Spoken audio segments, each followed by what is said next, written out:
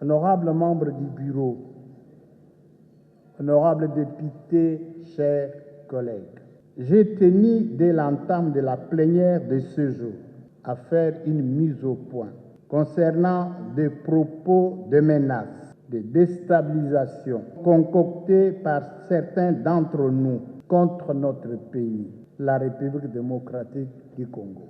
Mais avant cela, permettez-moi de rendre un vibrant hommage au président de la République, chef de l'État et garant du fonctionnement régulier des institutions de la République, Son Excellence Félix Antoine Tshisekedi Tshilombo, pour sa bravoure et sa détermination à offrir aux citoyens, dans le strict respect de la Constitution, la possibilité d'exercer leur droit du suffrage.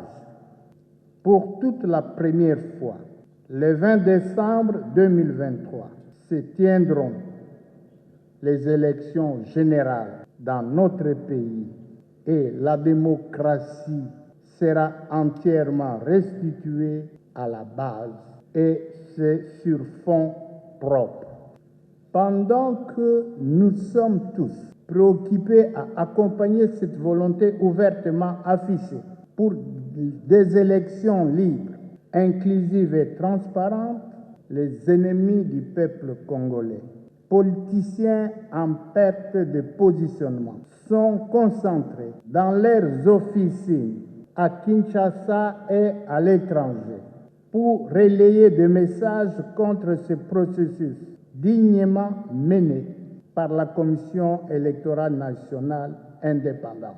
Ainsi que nous l'avons eu à le dire plusieurs fois, renoncer à l'exercice d'un droit, c'est aussi un choix, une question de liberté ou une façon de l'exercer d'une certaine autre manière. Personne dans notre pays n'a empêché cela à participer à ce processus électoral. C'est pourquoi, du haut de cette tribune, je transmets le présent message de notre peuple à tous ces pécheurs en eau trouble. Pendant plus de 20 ans, vous avez pris notre pays et ses ressources en otage, vous partageant terres et biens de la République, entretenant gabegie et despotisme sans gêne, et c'est dans vos intérêts personnels d'un petit groupe au détriment de l'ensemble du peuple congolais. Vous n'avez aucune leçon à donner au peuple congolais, ni aucun modèle institutionnel à offrir. La République démocratique du Congo ne cédera plus jamais aux idées surannées de notre siècle, ni à la pression tendant à la bavure d'un partage arbitraire du pouvoir par des voies de dialogue sans fondement. La patience, la tolérance ainsi que l'humilité du président Fachi Beton ne pourrait être pris pour un signe de faiblesse, mais une posture bienveillante pour la patrie.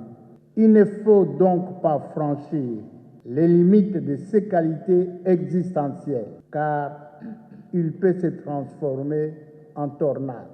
L'heure est à la consolidation de nos acquis démocratiques et républicains.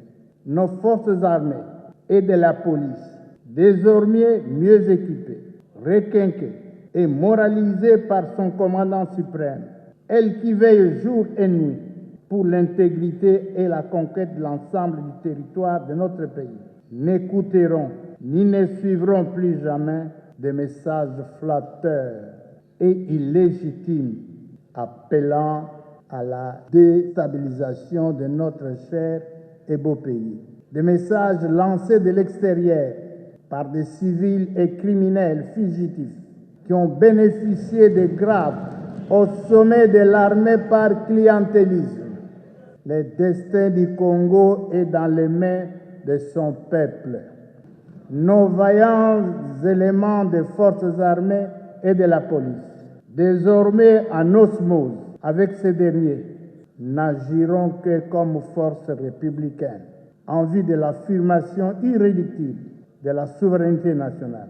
Plus jamais de régime d'essence étrangère en République démocratique du Congo. Je vous remercie.